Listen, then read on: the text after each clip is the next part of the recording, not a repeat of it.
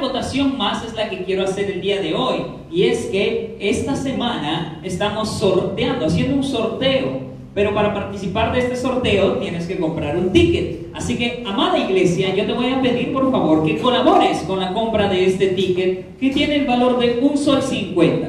¿Qué se está sorteando? Una riquísima y gran torta, que está por aquí, por cierto. Así que esta torta puede ser tuya hoy mismo. Puedes llevarla de lonche para tu cena, para la lonchera de tus hijos, para tu desayuno, qué sé yo. Pero esta torta puede ser tuya, tan solo con $1.50 mínimo, porque de hecho que tienen, si compras más oportunidades tienes de ganar. Así que el sorteo se va a realizar hoy al finalizar el servicio, ¿sí? Así que por favor, guarda tu $1.50, ¿sí? O tus 3 soles, tu 4.50, no sé, la cantidad, pero que sea múltiplo de 1.5. Así que guarda por favor para que más tardecito, al finalizar el servicio, compres tu ticket y participes de una vez del sorteo. Así que eso es todo, hermanos. Vamos ahora a empezar el tema de esta semana, y es que estamos haciendo una serie de predicaciones. ¿De qué libro del Nuevo Testamento? ¿Alguien me lo recuerda? Efesios. Estamos siguiendo una serie expositiva del libro de Efesios. ¿Y cuántos están siendo bendecidos con esta serie? Bueno, algunos, eso es bueno. ¿Cuántos, amada iglesia, están siendo bendecidos con esta serie? ¡Qué gusto! Esa es la idea, y yo creo que esa es la intención de nuestro Señor, que su palabra bendiga la vida. Aquí no estamos siguiendo una serie de Netflix, por cierto, es una de la Biblia, ¿sí? Y es una serie expositiva del libro de Efesios, uno de los libros que escribió el apóstol San Pablo, y algunos dicen que Efesios es su carta magna, como si fuera su obra maestra, y estamos viendo por qué. La primera parte hemos visto cómo Pablo habla de las bendiciones que los creyentes tienen en Cristo, y bendiciones seguras, bendiciones eternas. Luego vimos cómo aquellos que están en Cristo están tan seguros, tan guardados, tan reservados, y son tan resguardados, que el Señor Jesús, Dios, ha dado su Espíritu como arras, como garantía, como un garante de que sí o sí tú eres hijo o hija de Dios, y cuando Cristo retorne estarás con Él por la eternidad. Esa es la seguridad que el creyente tiene, que ha recibido el Espíritu Santo de Dios, y titulamos a ese tema sellados para su gloria. ¿Por qué para su gloria? Porque vimos cómo Pablo constantemente repite que nosotros los creyentes estamos en Cristo, hemos sido predestinados para salvación, hemos sido creados desde antes de la fundación del mundo, y hemos recibido también el Espíritu Santo para la alabanza de la gloria de la gracia de nuestro Señor. Amén. Y luego la semana pasada estuvimos viendo acerca de, ¿alguien me lo recuerda? Fue la semana pasada nomás, ¿eh? No, la armadura fue el Reforme Jude. La que se cruza. ¿De qué?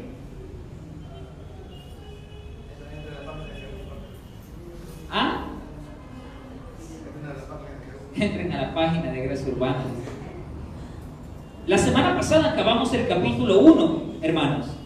La semana pasada, miren, nos hemos tomado 3 o 4 sermones, creo, para estar solo en un capítulo y encontrar cuántas maravillas del Señor hay ahí. Amén. Y hoy vamos a empezar el capítulo número 2. Así que está de más decirte en qué libro de la Biblia te vas a ubicar ahora mismo, ¿no es cierto?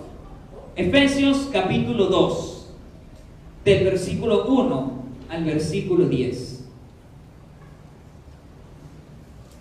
Yo voy a leer en la versión Biblia de las Américas, pero acompáñame en la versión que tú tengas. Dice así: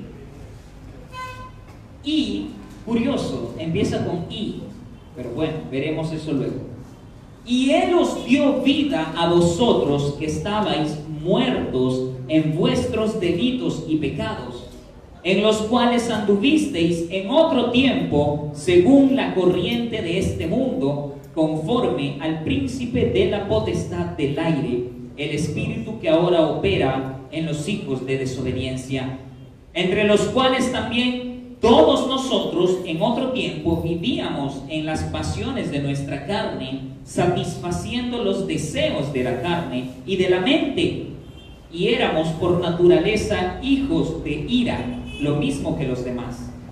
Pero Dios, que es rico en misericordia, por causa del gran amor con que nos amó, aun cuando estábamos muertos en nuestros delitos, nos dio vida juntamente con Cristo.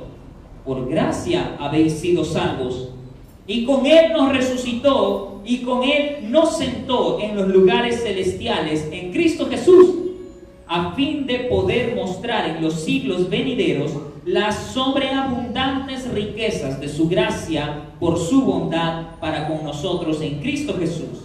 Porque por gracia habéis sido salvados por medio de la fe, y esto no de vosotros, sino que es don de Dios, no por obras, para que nadie se gloríe, porque somos hechura suya, creados en Cristo Jesús para hacer buenas obras, las cuales Dios preparó de antemano para que anduviéramos en ellas. Inclina tu rostro, por favor. Amado Padre, gracias por esta hermosa tarde y oportunidad, una vez más, de seguir aprendiendo de tu palabra, seguir conociendo de tu santa voluntad, Señor, y seguir exponiéndonos a la transformación de nuestros corazones. Cámbianos, Señor, santifícanos, ayúdanos a arrepentirnos de lo que tengamos que arrepentirnos esta tarde, Señor, y estoy seguro que es de mucho.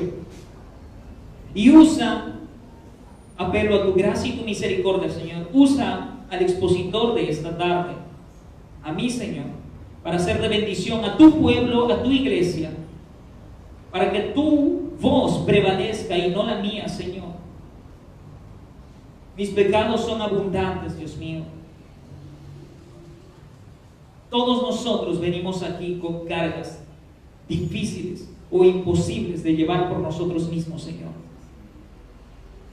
Pedimos auxilio, tu ayuda, Señor, socorro a tu nombre. Y aquí estamos dispuestos a escucharte, Señor, y a decir amén, a decir así sea, a someternos, Señor, a tu voluntad. Perdónanos, Dios mío. Aquí estamos, siervos tuyos, incapaces, Señor.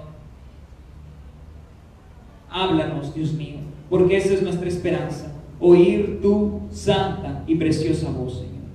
Guíanos con tu Espíritu Santo. Y oramos en el nombre de Jesús. Amén. Amén. Hemos visto, amados hermanos, hasta la semana pasada, el capítulo 1 del libro de los Efesios. Les recomiendo en realidad en casa leer Efesios una y otra vez.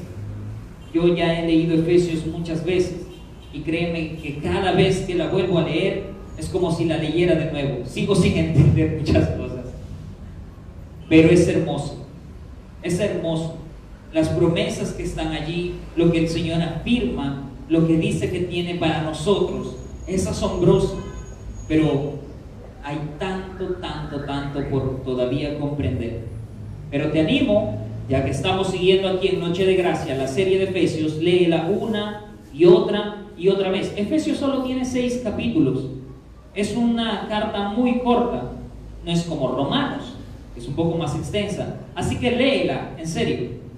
Yo llevé un curso de Efesios cuando estuve estudiando el módulo de Teología Bíblica en Mocla, y el profesor nos animaba a memorizar todo Efesios. Y él recitó Efesios, bueno, él dice que sus profesores eran capaces de recitar Efesios de memoria, y no solo en su idioma propio, ya sea inglés, holandés, no, sino en griego. Imagínate, wow, qué cerebro, ¿no? Y nosotros aquí haciéndonos bolas por memorizarnos 3 versículos de Efesios. Pero es un esfuerzo que vale la pena, no para sorprender a alguien y decir, wow, mira cuántos versículos me he memorizado. No, porque en los tiempos de lucha y de prueba, créeme, es súper necesario y de mucho aliento tener la palabra allí en la mente y que tú puedas entonarla o recitarla. Amén. Así que te animo, iglesia, que puedas leer Efesios varias veces y quedarte con mucho de este libro, ¿sí? Hemos visto hasta la semana pasada el capítulo 1 y de Efesios y cómo Pablo describe lo que Dios ha hecho por Cristo. En el capítulo 1 Pablo explica cómo Dios resucitó a Jesús de los muertos y lo puso sobre toda autoridad. La semana pasada estuvimos viendo eso, si lo recuerdan. Y dice la palabra que Él sometió, es decir, Dios sometió bajo los pies de Jesús todas las cosas. ¿No es cierto? Y le dio poder sobre todo. Ese es nuestro Jesús. El Cristo en quien confiamos no está muerto. Por eso es que hay una canción que dice Dios no está muerto. Hay algunos que piensan que la historia de Dios y de la religión y de la Semana Santa acaba solamente en la cruz del Calvario. Pero esto no es así. No, nosotros adoramos y alabamos y creemos en un Jesús, en un Dios que está vivo a la diestra del Padre, reinando con poder. ¿Amén? ¿Amén? ¿Amén? Excelente, amada iglesia. Necesitamos estar pilas. Los chicos que han estado conmigo en Bio, ya creo que hemos recibido recargas, ¿no? Porque entramos a Bio siempre así súper cansados, pero de ahí tenemos que salir recargadísimos. Y más aún ahora que el Señor nos está hablando. También Pablo dice en el capítulo 1 que Dios selló para su gloria a todo aquel, es decir, a todo creyente que está en Cristo. Por si te has dado cuenta, Pablo, una de sus figuras literarias o expresiones favoritas en esta carta es en Cristo. Y puede parecer sencilla esta expresión, pero tiene una profundidad única y que es de vital importancia que el cristiano conozca o entienda. Ahora vamos a entrar al capítulo 2 y Pablo está hablando ya no de lo que Dios ha hecho en Cristo o por Cristo, sino ahora en los primeros 10 versículos del capítulo 2, Dios, por medio de Pablo, está explicando lo que nuestro Padre ha hecho para con el creyente ahora. ¿Sí te has fijado? Ahora empieza, y Él os dio vida a vosotros. En la primera parte, por eso se dicen los eruditos, quienes se encargan de estudiar la forma en la que fue escrita la Biblia o algún libro de la Biblia, ellos dicen que el capítulo 1 parece ser como una adoración o una canción, una alabanza o una oración de Pablo. El capítulo 1 solo es una introducción de Pablo, hablando de lo que Dios ha hecho en Cristo, lo que Dios ha hecho por Cristo, del poder y la autoridad que tiene el Señor Jesús. ¿Y cómo es Pablo y cómo es la Escritura? Que siempre empieza por el lado correcto, hablando de Dios y de su majestad, de su gracia y su poder, para luego ya hablarnos y empezar a decirnos de qué consecuencias hay de eso para con nosotros. ¿Te estás dando cuenta? Pablo ha empezado en el capítulo 1 hablando Dios desde antes de la fundación del mundo, en Cristo, lo resucitó, le dio poder, etcétera, etcétera.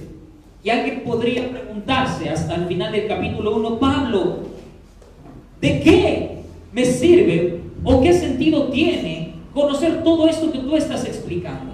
Bueno, ahora en el capítulo 2 Pablo dice, y Él os dio vida a vosotros, a ustedes que estaban antes, ¿cómo dice? ¿Cómo leímos? ¿Qué dice la palabra? Caramba, calidad de este micro. ¿Qué dice la palabra? Que estaban muertos en sus delitos y pecado. Pablo dice que lo que Dios ha hecho en el cristiano, que Dios nos rescató de la muerte y nos dio vida juntamente con Cristo. Y juntamente con Él nos resucitó, y juntamente con Él también nos hizo sentar en lugares celestiales. ¡Wow! ¿Qué tales cosas para el creyente? Y no sé si nosotros lo sabíamos, pero hay tanto privilegio para el Hijo de Dios. Nos dio con Cristo vida, nos resucitó con Cristo y con Cristo nos sentó en los lugares celestiales. Fíjense muy bien en el tiempo que usa Pablo para describir estas realidades. Él no dice que nos dará vida con Cristo, que Dios nos resucitará con Cristo, o que Dios, cuando venga Cristo y consuma toda su soberana voluntad, su propósito eterno, nos sentará con Cristo. No, Pablo dice o explica y escribe las cosas como si ya hubieran sucedido. Realidades que ya están establecidas desde ahora, ahorita mismo. Para Pablo, el presente, amados hermanos, es la mejor manera para explicar lo que Dios ha hecho, lo que Dios ya ha hecho en la vida de los creyentes. Efesios nos enseña que nosotros ya estamos resucitados. Un momento, Sammy, pero yo no he muerto y no he vuelto a la vida. No. Es cierto. Pero la realidad del propósito eterno de Dios es tan segura, así como Pablo en el capítulo 1 nos dice que nuestra salvación, la posesión de Dios para con nosotros es tan certera y segura que nos ha sellado para su gloria. Pablo sigue insistiendo en esto, de que el cristiano no tiene por qué esperar a que suceda, aunque sí lo anhelamos, amén, ¿no es cierto? Anhelamos el retorno de nuestro Señor y experimentar esa resurrección juntamente con Él, pero Pablo dice que esto es tan cierto, tan certero, tan seguro y real que ya estamos resucitados. ¿Comprendes a dónde estoy yendo? ¿O qué es lo que está explicando Pablo? ¿Sí? ¿Están conmigo? Pablo también dice que nosotros, siguiendo esta misma línea de pensamiento, ya estamos sentados con Cristo en los lugares celestiales. ¿Cómo es eso, Sammy? Si yo estoy aquí sentado en una banca frente a ti escuchándote parlotear, o ya estoy aquí en este mundo todavía y trabajo y estudio y hago muchas cosas y no me siento al costado de Cristo porque experimento muchas cosas que me cansan, que me duelen, que me fatigan. Pero no importa lo que nuestros ojos terrenales puedan ver. No importa lo que estemos experimentando ahora. Frente a lo que la palabra de Dios nos asegura, ¿qué importa más? ¿Tu opinión o la opinión de Dios? ¿Qué importa más? ¿Lo que yo opine, piense o experimente, o lo que la palabra de Dios dice que Dios ha hecho para mí, por mí en Cristo? Tenemos que resolver esa duda de una vez por todas. ¿Creer lo que Dios está diciendo o simplemente no creerlo? Amén. Pero a la vez, como te decía, que no experimentamos que esa realidad de que estamos con Cristo, de que ya estamos resucitados. Y ahora Pablo lo sabe bien, o sea, Pablo no está escribiendo alucinando. Por eso explica que mientras Cristo está en los cielos ocupando el lugar de mayor autoridad, los creyentes estamos en la tierra y que debemos vivir, como leemos en versículos más adelante, como hechura suya, creados por Dios en Cristo Jesús ¿para qué dice la palabra? Para buenas obras, ¿no es cierto? ¿Cuántos de nosotros reconocemos eso? Que Dios, si Dios nos ha creado, no es casualidad. Y mucho menos es casualidad que Dios te haya salvado en Cristo, porque eso lo decidió desde antes de la fundación del mundo. Y no es casualidad que Dios te haya sellado con su Espíritu Santo para la gloria de su nombre. Y no es casualidad que tú, para Dios, en la cruz, en Cristo Jesús, en su propósito eterno, tú ya estés resucitado con Cristo, en Cristo, y que tú ya estés sentado con Cristo. No, no es casualidad. Hay un propósito, hay un porqué, para buenas obras. Mientras estemos en esta tierra esperando el retorno de nuestro Señor Jesús, hay una manera de enseñarles a las personas que no creen. Hay una manera de mostrarles a nuestros vecinos y a nuestra familia, a la gente que nos odia, nos aborrece o nos maldice, así como a la gente que nos bendice. Hay una manera de mostrarles que nosotros estamos preparándonos para el futuro eterno con Cristo Jesús. Hay una manera, y la Biblia dice que es haciendo buenas obras. Amén. No confundan las cosas. Creo que ya hemos explicado muchas veces esto, incluso en nuestra exposición de Romanos en la iglesia, y es que las buenas obras no salvan a nadie. Puedes ser muy obediente, puedes ser la mejor persona y el mejor chico o chica, pero no te vas a ganar la salvación. Nadie puede. Las obras buenas no nos permiten escalar ni un solo peldaño más cerca de Dios, pero sí tienen una importancia muy útil, y es que nos permiten y nos ayudan a evidenciar o mostrar que ya somos de Dios. Amén. Ahora, pregunta hasta esta parte: ¿hay buenas obras en tu vida? ¿Qué estamos mostrando con nuestra vida práctica? ¿Ah? Aquí, entre nosotros, pero también en la intimidad. Constantemente me confronto yo mismo así, porque es obvio que como creyente o hijo de Dios quiero agradarle al Señor en todo tiempo y de toda manera. Y es muy fácil agradarle a Dios cuando está rodeado de personas, ¿no? Es muy fácil que cuando estás con tus patas ahí en el restaurante o con tus amigas y amigos, ¿no? Y viene alguien a pedir limosna o que le compres algo y tú sacas no, toma, no se preocupe. Y le das, ¿no?, su moneda o su billete. Pero cuando estás solo, está molestando esta señora otra vez que no me deja comer. O es fácil de repente ayudar a tu vecino o tu vecina cuando el chico o la chica que te gusta está ahí, ¿no? O la clásica en la iglesia, ¿no? Como vi un meme hace unas semanas. Cuando está la chica que te gusta y tú estás cargando 10 sillas. Así. ¿Qué tal sirvo y qué tal fuerte soy? Pero si estuvieras así entre puros patas, llévalo tú, güey.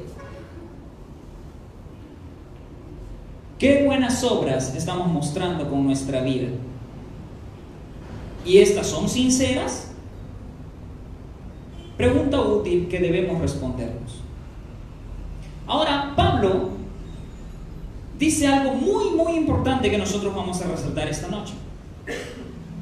Y él utiliza una expresión un poco extraña que hasta nos puede incomodar. Él dice que antes estaban, hablándole a los efesios, muertos en delitos y pecados. El título de hoy se llama La incapacidad humana, y vamos a explicar esto ahora. Del versículo 1 al 3, Pablo utiliza la palabra muerto, y es una palabra que nosotros no usaríamos para referirnos a otras personas, a menos que literalmente estén muertos, ¿no es cierto? Cuando vas a un velorio, vas porque alguien ha muerto. Pero Pablo no está usando esta palabra aquí para referirse a simplemente cuerpos sin vida.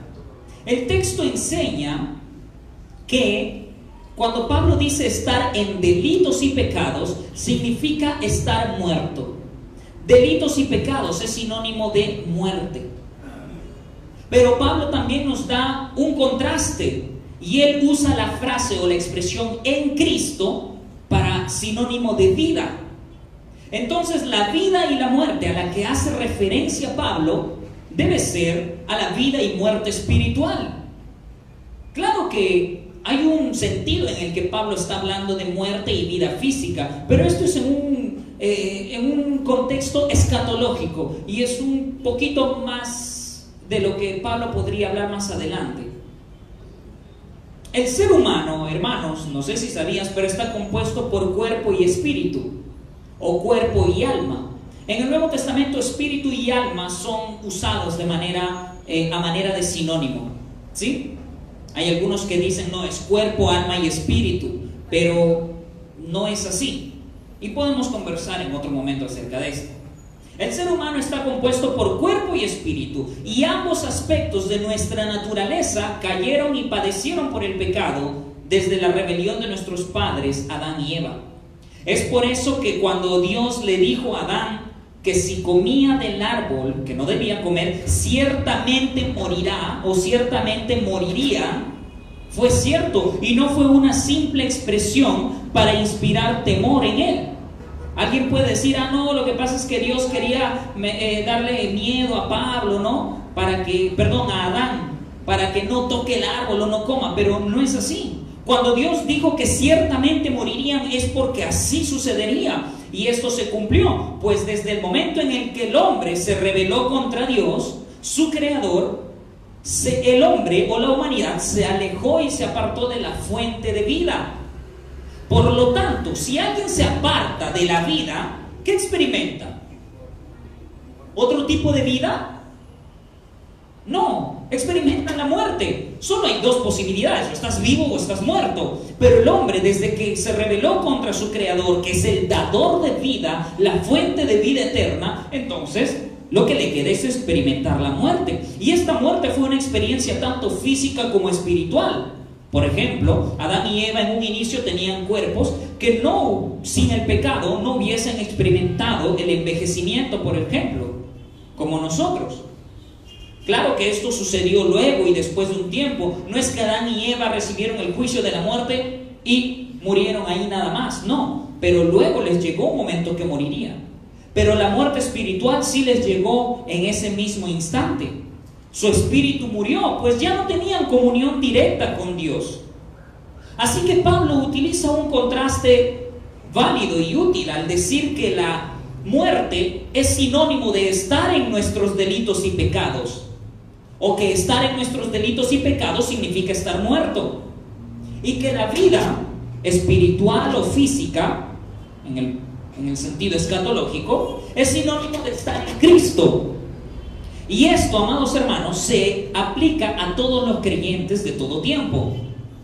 Pablo, si bien es cierto, le estaba hablando a los creyentes de Éfeso y les decía: ustedes antes estaban muertos en sus delitos y pecados.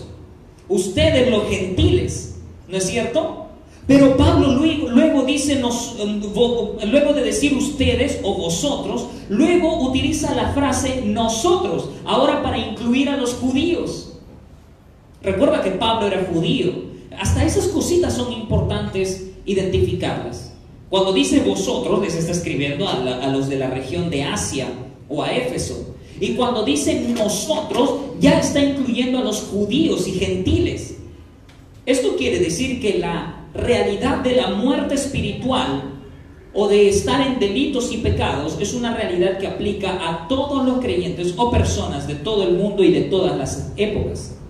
Los delitos y pecados es una expresión que habla de la totalidad de una vida sin Cristo.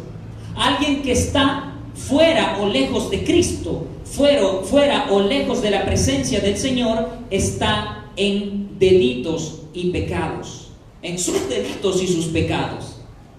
¿Qué es un delito? ¿Alguien sabe? Un quebrantamiento de la ley, ¿no es cierto? Cuando alguien quiebra una ley, delinque, se le dice, ¿no? Y al que delinque la ley se le conoce como delincuente. Por lo tanto, de alguna manera, o de todas las maneras, en todo el sentido posible, delante de Dios, tú y yo, naturalmente, somos delincuentes, porque hemos delinquido su santa y recta ley. Una y otra y otra y otra vez. Y otra y otra y otra vez. ¿No es cierto? Ahora, el poder del pecado al que Pablo hace referencia, según Pablo en Efesios 2, opera en tres ámbitos. Número 1, si quieres apúntalo o recuérdalo. Dice que estos delitos y pecados operan a manera de la corriente de este mundo. ¿Qué significa la corriente de este mundo? Pues se refiere a la influencia de la sociedad. A la influencia de la sociedad con todos los pecados que en ella existen. Por ejemplo, alguien que está en sus delitos y pecados es llevado por la corriente de este mundo. La sociedad de pronto se pone de moda A y él es llevado por la corriente A. En una época sale la corriente B, la filosofía B, el modo de pensamiento B o C, y es llevado por esta corriente. Como lo que vemos ahora en este mundo o en esta época progresista, ¿no? Los feminazi o las feminazi, ¿no es cierto? Este feminismo que desfigurado, violento, ¿no es cierto? Que no busca igualdad para las personas, busca imponer sus ideales sin ningún fundamento. O también el machismo en su expresión desfigurada, que tampoco busca igualdad, sino busca sobreponerse e imponerse. Y cualquier otra cosmovisión. Alguien que está sin Cristo es fácilmente llevado por esta corriente. ¿Has visto alguna vez tú a un muerto nadar contra la corriente? No, ¿verdad?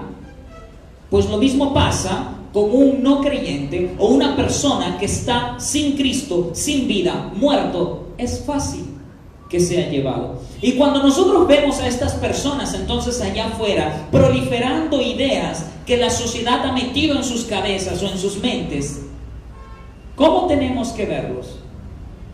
Como muertos espirituales que están, y tener misericordia de ellos. Amén. Número 2. También dice Pablo que estos delitos y pecados operan a manera del príncipe de la potestad del aire. Y aquí no es nada complicado interpretarlo también, porque hace referencia a Satanás o al diablo. Es decir, a este ser sobrenatural que está detrás de la maldad de la sociedad y de sus cosmovisiones anticristianas. Por ejemplo, detrás de sus mensajes lujuriosos por medio de la publicidad.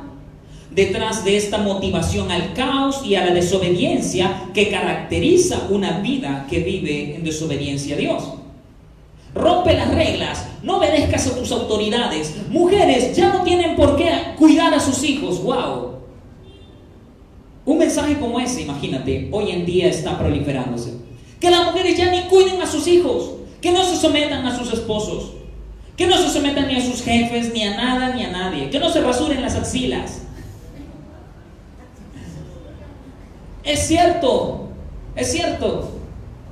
pero imagínate, según esta corriente, esa es la mejor manera en la que pueden mostrar su libertad. Bueno, espero que mi esposa no anhele ese tipo de libertad. Ahora, cuando Pablo habla de esta expresión de la potestad del aire, un poco raro, ¿no? De la potestad del aire. ¿El aire tiene poder? ¿Tiene alguna autoridad? Y es que en el contexto asiático de aquel tiempo, estamos recordando lo que el pastor explicó en la introducción de esta carta, que Pablo escribió. Si bien esta carta se llama Efesios, es muy probable que haya sido dirigida a muchas iglesias de Asia Menor de aquel tiempo. En el contexto de la cultura de aquel tiempo, el aire era entendido como un ámbito o un espacio intermedio entre el cielo y la tierra, donde mucha gente creía que en ese espacio, en ese lugar o en ese ámbito actuaban poderes espirituales a los que ellos podían acceder con ritos místicos, con magia o con muchas cosas. Pero Pablo dice que allí, en la potestad del aire, en ese ámbito en el que el mundo o los mundanos de ese tiempo creían, allí opera Satanás, el diablo. Detrás de toda esa enseñanza mística, detrás de toda esa publicidad de pochita que te lee la mano, o la gitana que te lee las cartas, o la abuelita que te lee la coca o con cuy negro, con gallina negra, qué sé yo, y un montón de cosas. Detrás de todas estas ideas está Satanás.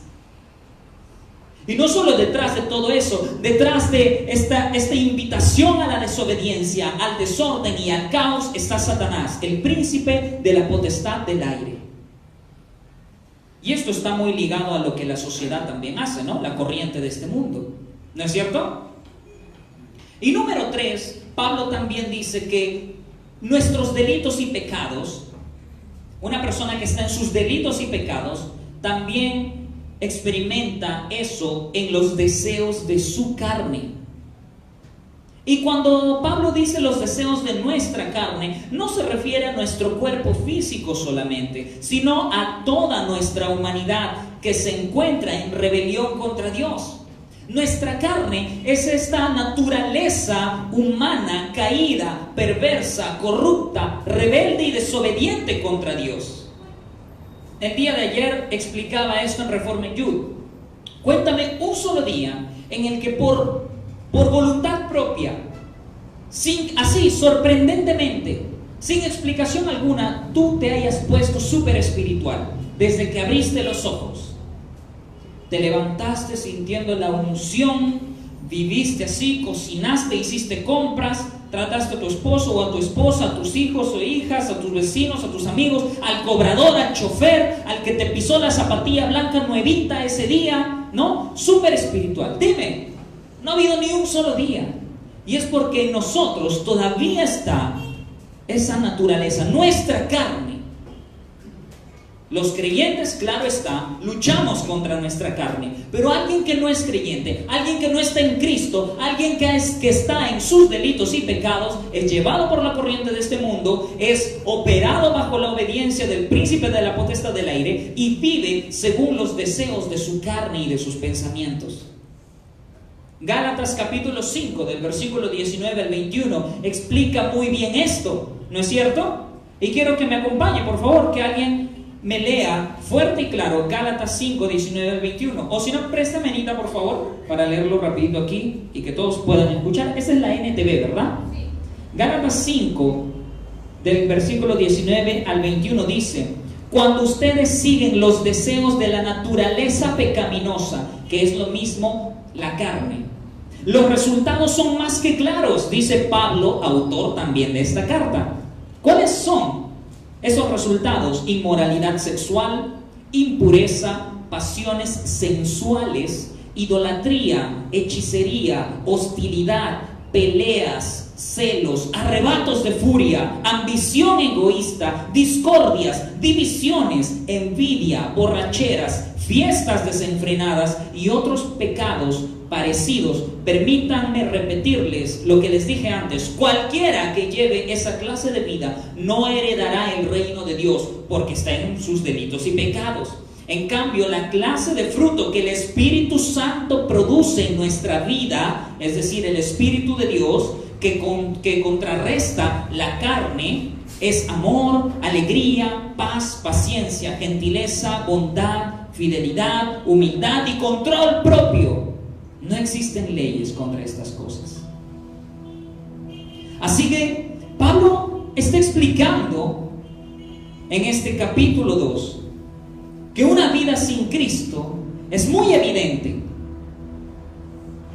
Y creo que ya nos ha dado una pequeña lista de cómo se evidencia una vida en sus delitos y pecados. Con todo esto, tenemos que llegar a la conclusión que la humanidad entera se encuentra no solo muerta, amada iglesia, sino alejada de Dios e incapaz de responderle. Y además que es objeto de la ira de Dios, dice Pablo. Hay una expresión muy famosa que dice: Dios aborrece el pecado, pero ama al pecador. Pero yo no encuentro que Pablo esté diciendo esto. Ahora, no estoy diciendo también que Dios odia al pecador, pero ojo, que Dios no solo aborrece el pecado, sino que el mismo pecador es objeto de su ira por medio de su juicio.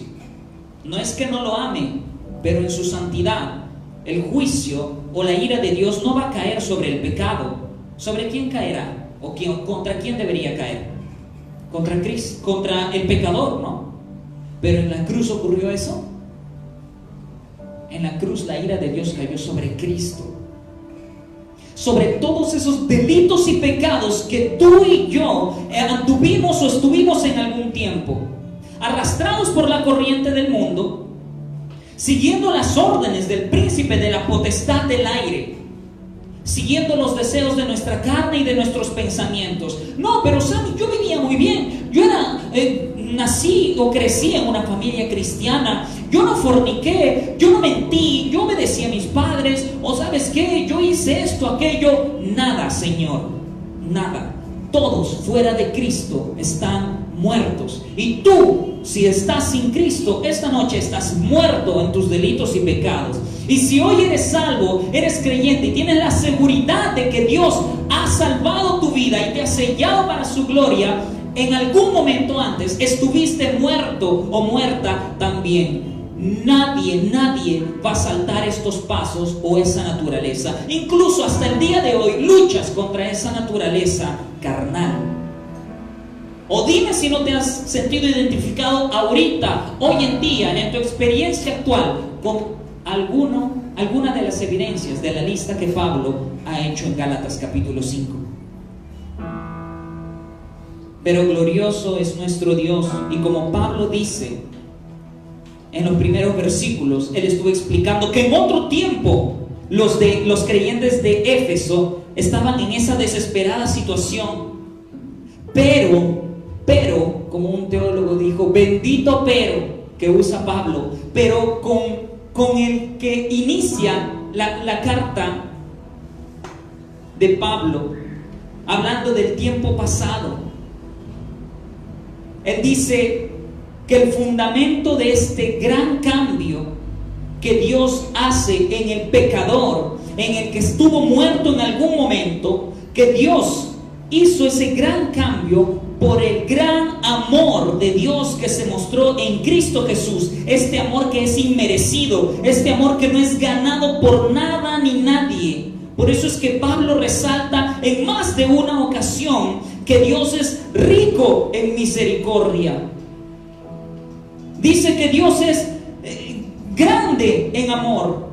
Él usa la expresión las abundantes riquezas de su gracia en su bondad, en su amor, en su gracia. En el capítulo 1 nosotros vimos de Efesios cómo la resurrección de Cristo era el inicio de lo que Dios empezaría a hacer con Cristo para luego sentarlo a su diestra. Pero en el capítulo 2 vemos cómo la resurrección de Cristo es la que nos asegura a nosotros la vida eterna que Dios prometió. Nosotros, amada iglesia, estamos resucitados, somos ya resucitados juntamente con Él. En Cristo la condición de muertos espirituales desapareció y ahora nosotros hemos sido llevados de muerte a vida para experimentar una relación con Dios. Y es así que ahora nuestros pecados son perdonados, y de esta manera la nueva era, la nueva vida a la que hemos sido llamados a vivir, es posible experimentarla, es posible cumplirla, porque estamos en Cristo.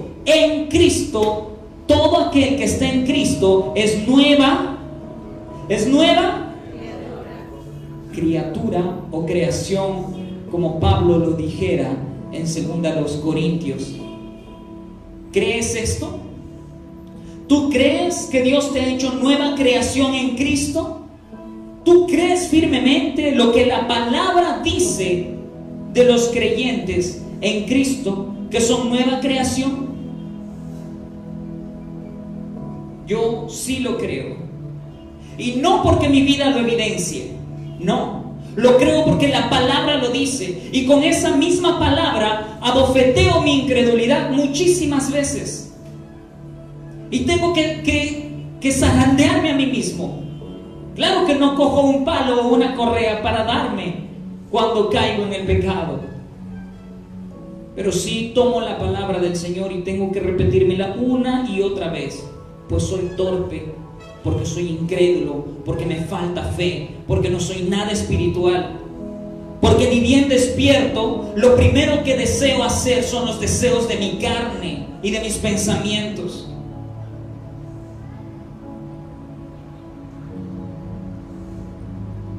Pero Dios, como dice el versículo 4, pero Dios, que es rico en misericordia, por causa del gran amor con que nos amó, aún, escucha bien, lee bien, aún cuando estábamos muertos en nuestros delitos, nos dio vida juntamente con Cristo. Dime quién hizo esto, dime quién lo haría, quién te recibiría y amaría y abrazaría aún cuando estás en tus delitos y pecados. Nadie, sino solamente Dios lo hizo. por gracia, por misericordia, porque tú en ese momento en el que Dios te salvó, no estabas en Cristo, no estabas buscando su santidad o su voluntad. La palabra de Dios dice que aun cuando estábamos muertos, Dios te encontró muerto, muerta. Dios a ti no te encontró levantando tu mano o abriendo tu corazón para que Él entre a habitar allí. Él te encontró muerto, siendo llevado por la corriente. Él tomó su mano santa y pura, la metió en esta corriente de estiércol para rescatarte, rescatarme y decir: por la alabanza de la gloria de mi santo nombre, yo lo haré, así lo haré, te salvo, te purifico, te resucito en y con Cristo, te siento en Cristo a mi diestra. Y con Él nos resucitó, y con Él nos sentó en los lugares celestiales en Cristo Jesús, con el propósito, versículo 7, a fin de poder mostrar en los siglos venideros, otra vez, esta expresión maravillosa.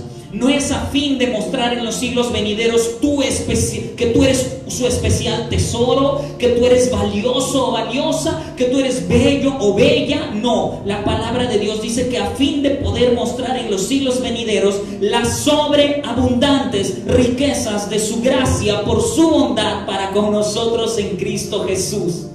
Porque por gracia habéis sido salvados por medio de la fe. Y esto, es decir, la salvación, no de vosotros, sino que es don de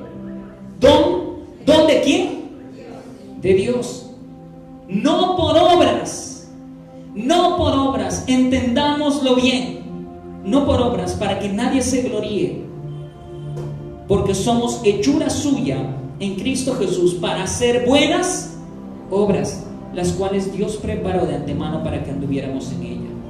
Curioso que Pablo se toma tanto para explicar que la salvación es por gracia, que Dios nos encontró muertos, que es por gracia y es un don de Dios que nos haya salvado, pero al final Él habla de las buenas obras. ¿Por qué? Porque una vez más te lo digo, las buenas obras no salvan a nadie, pero sí son importantes porque evidencian que Dios nos ha hecho suyos. Amén. Y porque allá afuera la gente no lee Biblias como tú y como yo, nos lee a nosotros y necesita ver nuestras buenas obras. No inviertas las cosas, no cambies el orden. Sigamos el orden de la palabra de Dios y alineémonos a eso. Amén. Y alabemos al Señor por su gran amor con que nos amó en Cristo Jesús, a fin de que en los siglos venideros su sobreabundante gracia y riqueza se reconozca. Ponte de pie, amada iglesia, y te voy a invitar a que ores allí con el Señor.